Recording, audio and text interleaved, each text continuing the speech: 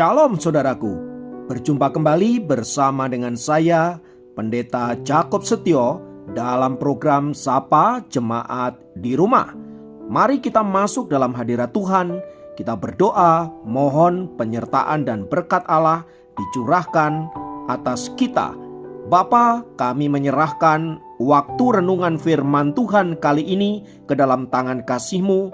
Mohon hikmat-Mu, mohon pencerahan daripadamu. Biarlah kami mengerti akan kehendak-Mu, supaya sepanjang hari ini menjadi hari yang diberkati, di mana kami boleh hidup seturut dengan kehendak-Mu. Berfirmanlah Tuhan, kami siap diberkati. Di dalam nama Yesus kami berdoa dan bersyukur kepadamu. Haleluya, amin. Firman Tuhan kali ini terambil dari Mazmur 68 ayat 5-6. Mazmur 68 ayat 5-6 berkata, "Bernyanyilah bagi Allah, mazmurkanlah namanya, buatlah jalan bagi Dia yang berkendaraan melintasi awan-awan. Namanya ialah Tuhan, beria-rialah di hadapannya, Bapa bagi anak yatim dan pelindung bagi para janda. Itulah Allah di kediamannya yang kudus." Saudaraku, bagi pemazmur dalam hal ini adalah Raja Daud, Allah adalah seorang pribadi yang senantiasa menjadi penolong dalam hidupnya. Allah tidak saja ditempatkan sebagai panglima perang di dalam medan peperangan, gunung batu dan tempat perlindungan, tetapi Allah juga ditempatkan sebagai pribadi yang senantiasa mengerti akan pergumulan-pergumulan umatnya secara pribadi. Daud telah begitu banyak melihat perbuatan-perbuatan tangan Tuhan yang luar biasa di dalam kehidupannya, tetapi juga dalam kehidupan banyak para raja, para pembesar, dan orang-orang hebat. Tetapi Allah juga dilihatnya tidak hanya bekerja pada orang-orang seperti itu, melainkan pada diri orang-orang yang lemah, orang-orang yang tidak berdaya, orang-orang yang tidak memiliki kekuatan. Secara khusus, Daud menyebut dua kelompok manusia yang menjadi perhatian Allah dan menempatkan Allah sebagai tempat perlindungan. Mereka itu adalah para janda dan anak-anak yatim. Pertanyaannya adalah, mengapa para janda dan anak-anak yatim menjadi perhatian Allah dan menempatkan dirinya sebagai tempat perlindungan bagi mereka? Saudaraku, bagi seorang wanita atau ibu rumah tangga atau istri, suami adalah tempat perlindungannya.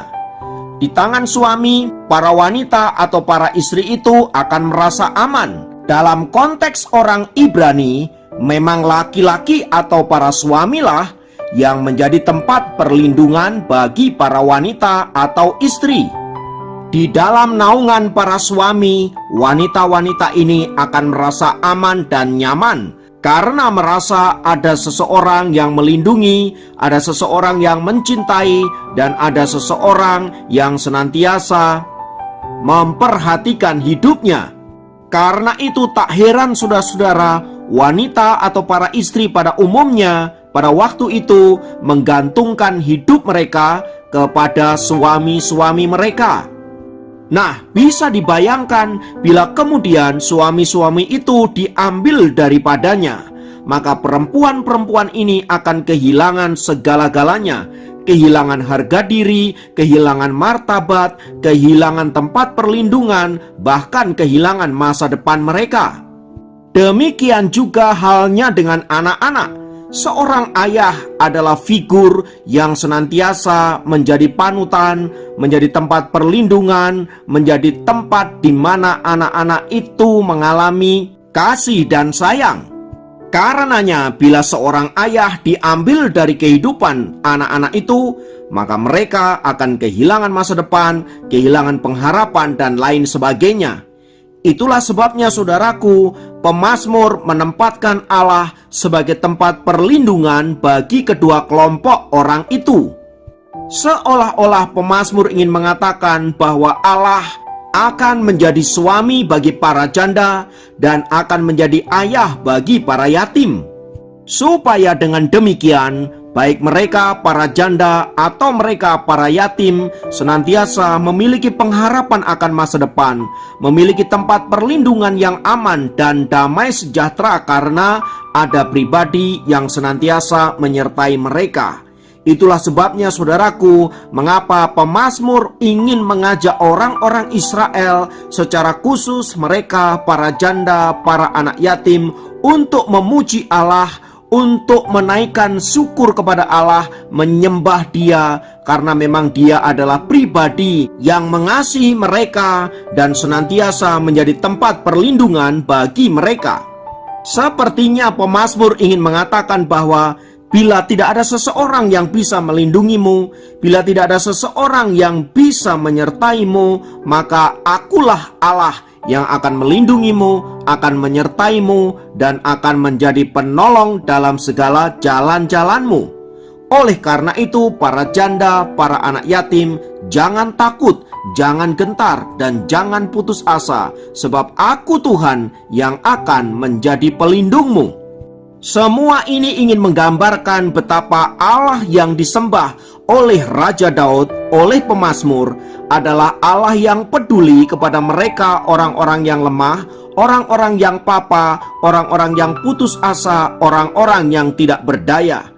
Sebenarnya bukan hanya kepada kelompok orang-orang seperti para yatim dan para janda Tuhan menjadi pelindung mereka, melainkan juga kepada mereka yang tidak memiliki tempat tinggal atau sebatang kara, orang-orang yang ada dalam tahanan, orang-orang yang hidup di dalam penderitaan. Allah menempatkan diri sebagai penolong mereka, Allah menempatkan diri sebagai pelindung mereka.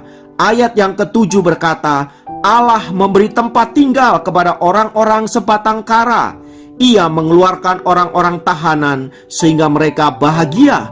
Tetapi pemberontak-pemberontak tinggal di tanah yang gundul. Oleh sebab itu saudaraku yang dikasihi Tuhan, pemazmur ingin mengajak kita semua untuk memuji-muji Allah, untuk memuji-muji Dia yang adalah Raja, penguasa, dan pemilik segala sesuatu. Karena perbuatan-perbuatannya yang dahsyat dan luar biasa di dalam kehidupan kita, terutama bagi mereka yang hidup dalam penderitaan, mereka yang hidup di dalam penindasan, mereka yang hidup di dalam kesengsaraan. Dialah tempat satu-satunya yang paling nyaman sebagai tempat perlindungan dan tempat pertolongan. Karena itu saudaraku, mari kita tidak ragu, mari kita tidak takut lagi, mari kita tidak putus asa lagi, karena kita sedang berjalan bersama dengan Allah pemilik hidup kita.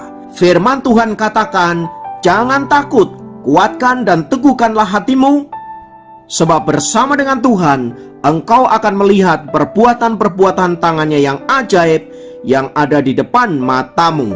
Kiranya firman Tuhan ini meneguhkan kita, menguatkan kita, dan senantiasa menumbuhkan iman kita semakin kuat kepada Allah yang Maha Tinggi. Di dalam nama Tuhan Yesus, mari kita berdoa.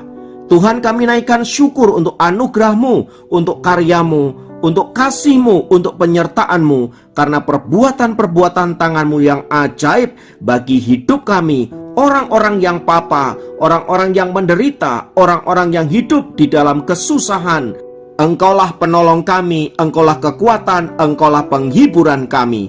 Terima kasih Tuhan untuk kasih-Mu, terima kasih Tuhan untuk karya-Mu. Hamba berdoa untuk setiap kami yang mendengarkan acara ini, kiranya Tuhan melawat mereka di tempat mereka masing-masing. Kalau hari ini engkau sedang ada dalam pergumulan, engkau merasa sendirian, engkau dalam keadaan sakit dan tidak berdaya, engkau yang sedang bergumul dengan masalah keluarga, masalah finansial, firman Tuhan katakan, jangan takut, sebab akulah tempat perlindungan, kota batu yang teguh dan kubu pertahanan, Allah Israel, di dalam nama Tuhan Yesus. Terima kasih Bapa, terpujilah namamu kekal selamanya. Dalam nama Yesus kami berdoa, haleluya, amin. Demikian program Sapa Jemaat kali ini. Sampai jumpa dalam program Sapa Jemaat yang lain. Tuhan Yesus memberkati.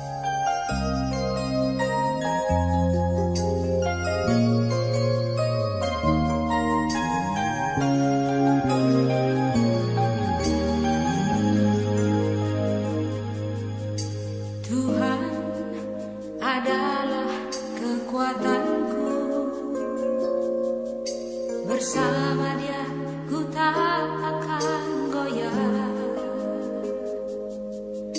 Ku kan terbang tinggi bagai raja wali, melakukan perbuatan yang besar.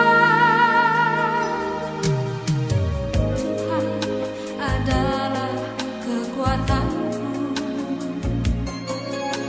bersama Dia